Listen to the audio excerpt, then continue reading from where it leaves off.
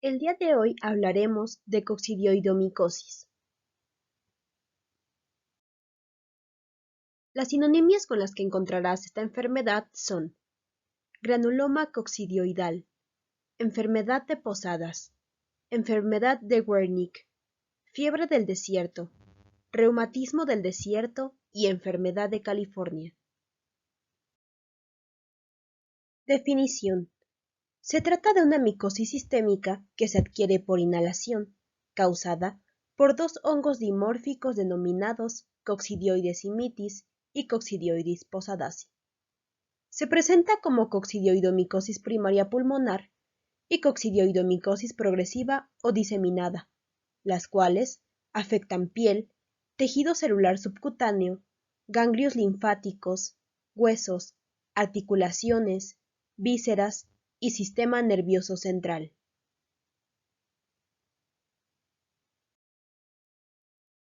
Etiología.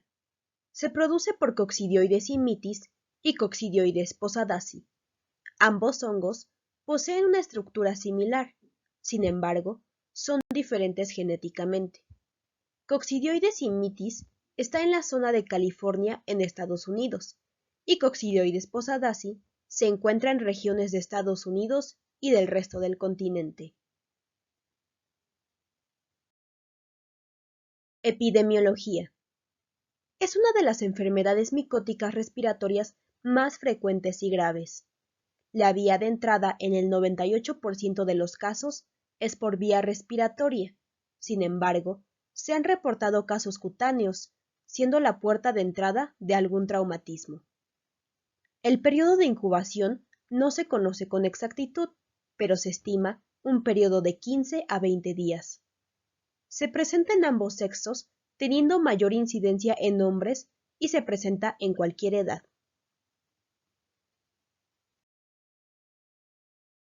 Entre la población latinoamericana, la predisposición a enfermedad sintomática o diseminación muestra vínculo con los tipos sanguíneos A y B respectivamente.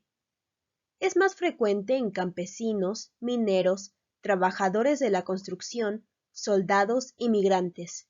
Esto debido al contacto que tienen con la tierra. Localización. En el continente americano se presenta en zonas áridas o semiáridas, con una precipitación pluvial entre 150 a 500 milímetros al año, baja altitud, suelo arenoso y con fauna de tipo xerófito, como lo son las cactáceas, arbustos y matorrales. El hongo puede sobrevivir de 5 a 30 centímetros bajo tierra. Coccidioides immitis crece en la zona sur de California, Estados Unidos, y se extiende a la región fronteriza con México, como lo es en Tijuana y Baja California, mientras que Coccidioides posadasi se presenta en el resto de Estados Unidos y en los diversos focos de México, Centro y Suramérica. Las zonas coccidioidogénicas se dividen en tres. La zona norte involucra la franja fronteriza entre México y Estados Unidos. En la porción oeste, los estados de Estados Unidos más afectados son California, Arizona y Texas. En México son Baja California Norte, Sonora, Sinaloa, Nuevo León, Chihuahua, Coahuila, Tamaulipas, Zacatecas y Durango. La segunda zona es en el centro del continente. Es de menor importancia e involucra focos aislados de Centroamérica. La tercera zona del continente corresponde a la región de El Chaco, que incluye el norte de Argentina y parte de Paraguay. Mapa en el cual se representan las zonas endémicas de coccidioidomicosis en América.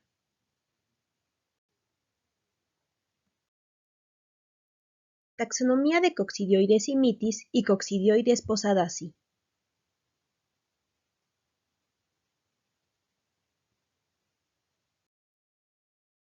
Morfología. Son hongos dimórficos bifásicos. En su modalidad parasitaria, constituye una esférula con endosporas y en la forma saprofítica un moho de micelo tabicado que produce artroconidios tálicos que alternan con células degeneradas y vacías o disyunturas. la conidiogénesis es tálica ártrica, de tipo enteroártrica y libera artroconidios por rexólisis. En la imagen A puedes observar coccidioides en forma saprófita y en la imagen B coccidioides en forma parasitaria.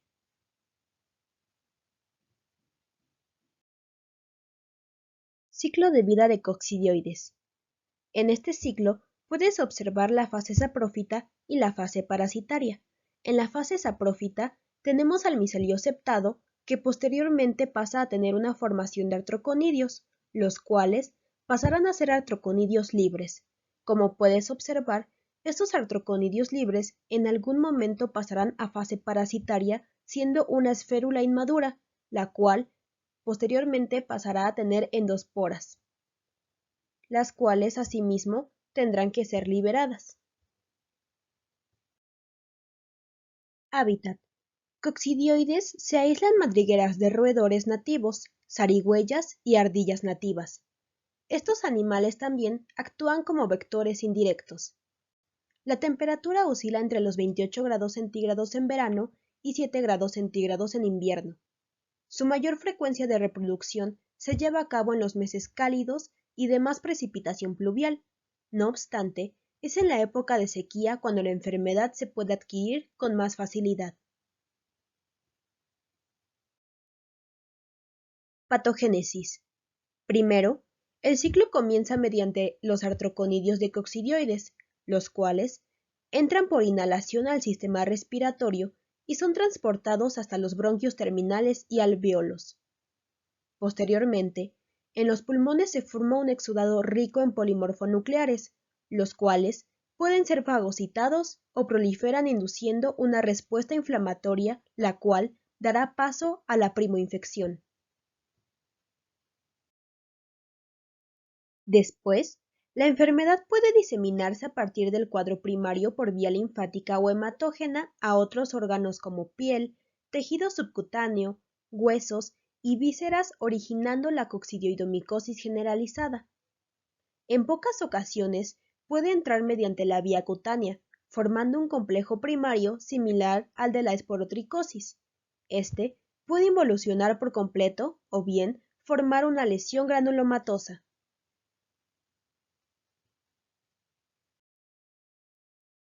A continuación, te mostramos el ciclo de coccidioides en un esquema para que puedas comprenderlo mejor. Todo empieza con la fase saprófita, que son los artroconidios, ya que estos entran al sistema mediante la inhalación. Posteriormente, se forma un exudado rico en polimorfonucleares, lo cual puede inducir a la fagocitosis o bien pasará a la fase parasitaria por medio de las endosporas.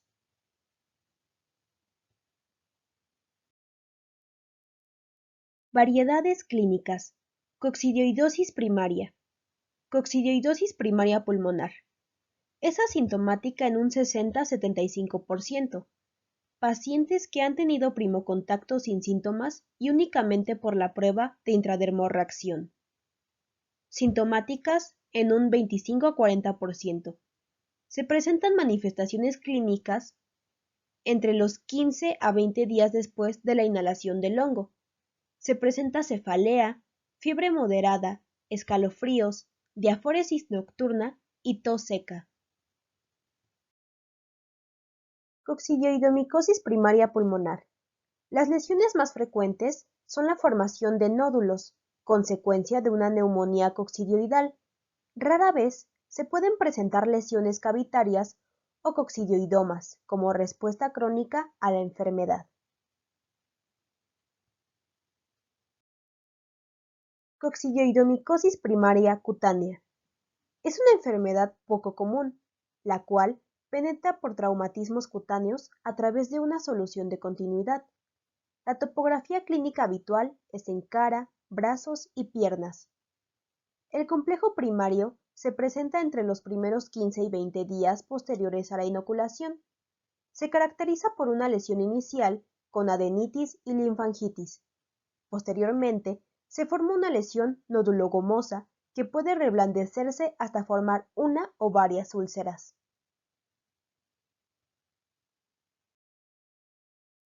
Coccidioidomicosis residual. Se origina por la diseminación del foco primario. Sin embargo, únicamente lo presenta el 1 a 2% de los pacientes.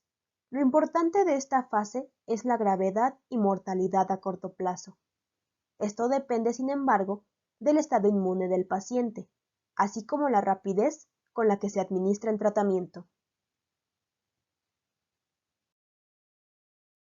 Coccidioidomicosis pulmonar persistente. Puede presentarse a los 3 o 4 meses después del cuadro primario. Sin embargo, se pueden presentar lesiones calcificadas tras años de evolución. Esto sucede en personas con enfermedades debilitantes como tuberculosis, linfoma o embarazo.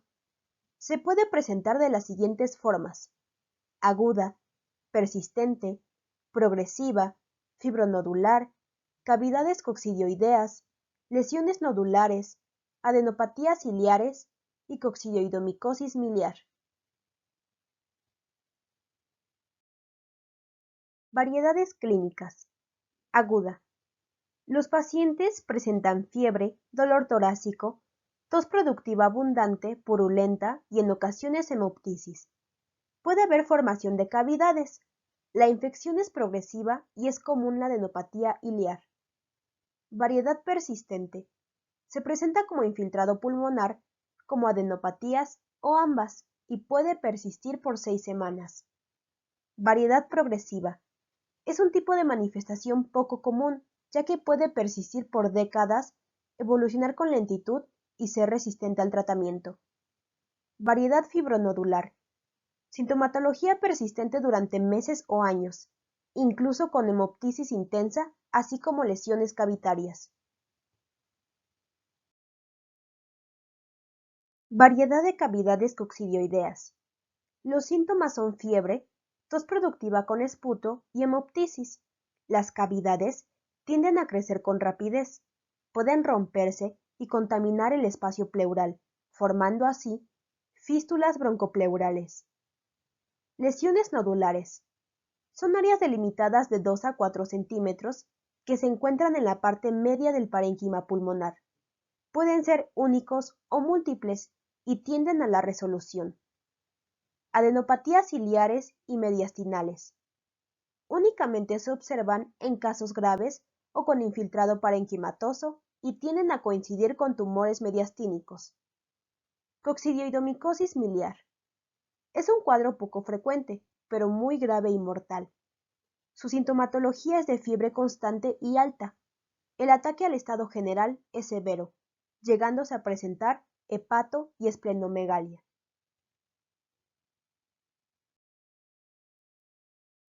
Meningitis. Se puede presentar de forma aguda o crónica. Su inicio suele darse por la diseminación de la fase progresiva pulmonar.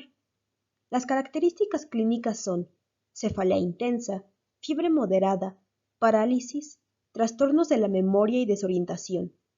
El líquido cefalorraquídeo se observa con aumento de la densidad, turbidez y celularidad, hipoglucorraquia e hiperproteinorraquia.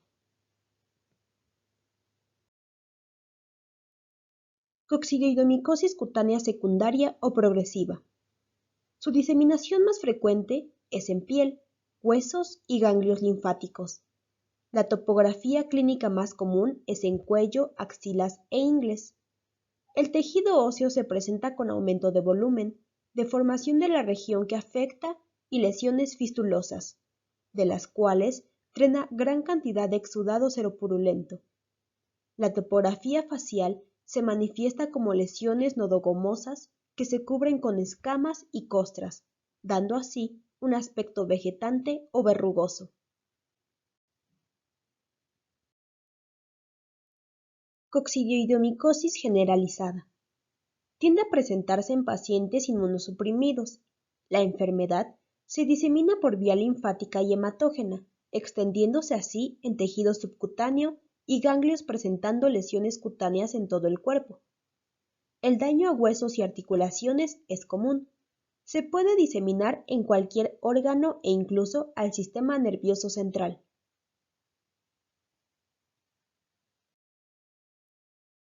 Diagnóstico de laboratorio. Microbiológico. Examen directo. Se realiza por esputo, exudado o líquido de lavado gástrico. Requiere lugol o hidróxido de potasio. Se observan esférulas de 10 a 80 micrómetros con doble pared y refráctil y endosporas de 2 a 5 micrómetros. La preparación puede ser montada en una laminilla con solución salina y sellarse con esmalte de uñas. Se deja en cámara húmeda a temperatura ambiente por 2 o 3 días. Al final, se observa la producción de hifas a partir de la esférula. Las esférulas pueden teñirse con paz, tinción de Gomori-Grocott o Papanicolau. Diagnóstico de laboratorio. Cultivos. Peligro. Se requiere laboratorio de nivel 3. Coccidioides imitis y Coccidioides posadaci crecen en un medio Saburaud con o sin antibiótico a una temperatura ambiente. Al tercer día, la colonia es glabra, a los 5 vellosa, a los 10 o 12 días algodonosa de color blanco grisáceo o amarillento.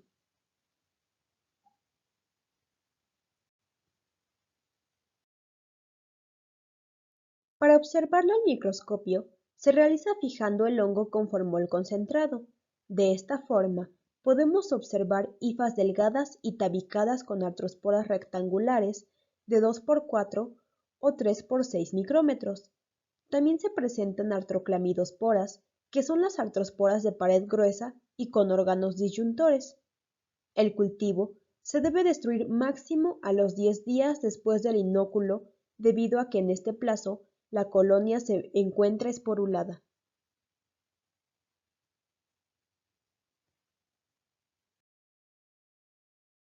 Biopsia. Se lleva a cabo en casos cutáneos y linfáticos. El hallazgo de las esférulas hace el diagnóstico. La histopatología muestra un granuloma supurativo y la presencia de las estructuras fúngicas se encuentra por lo general distribuida a través de los granulomas, observándose bien con las tinciones rutinarias de hematoxilina y eosina.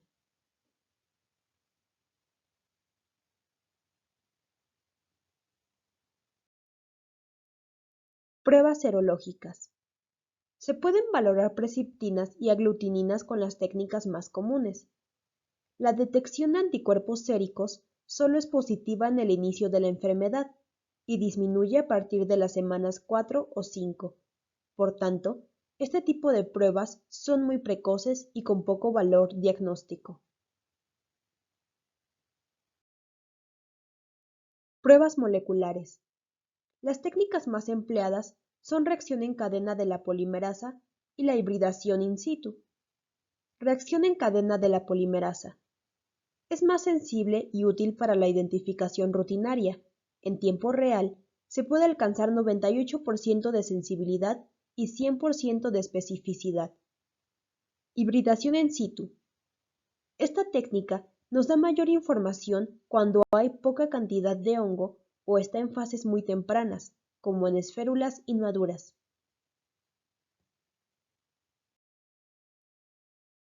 Intradermorreacción. El antígeno obtenido de coccidioides es el más utilizado para esta prueba, inyectando una décima de antígeno en la cara anterior del antebrazo.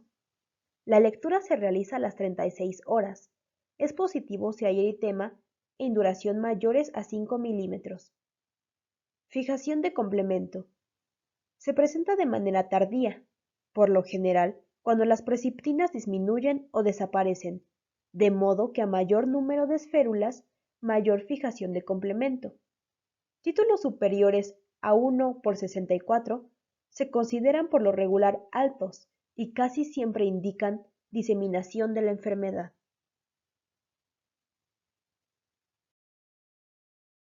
Estudios complementarios. Biometría hemática.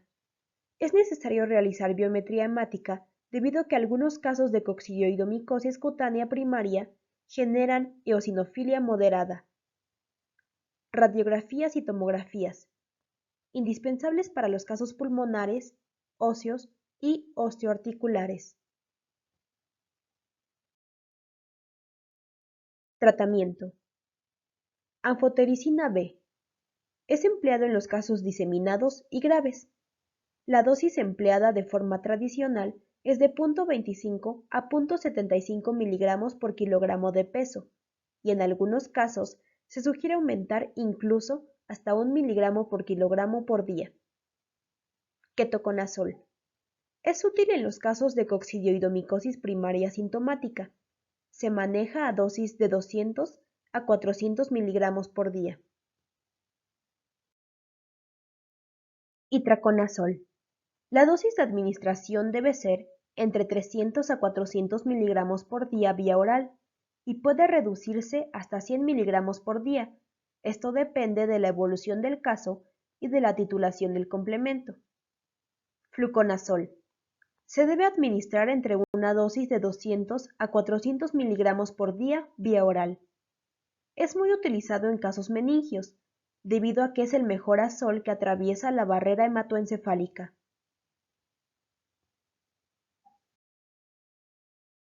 Voriconazol y posaconazol, ambos manejados a dosis similares de 800 miligramos por día, repartidos en 2 tomas por tiempo prolongado. Caspofungina. Es uno de los antimicóticos más recientes. Es de los primeros en actuar contra la pared celular de algunos hongos. Se maneja vía intravenosa y su dosificación es de 50 a 70 miligramos por día por tiempo variable. Bibliografía. Bibliografía de imágenes y fotos por orden de aparición.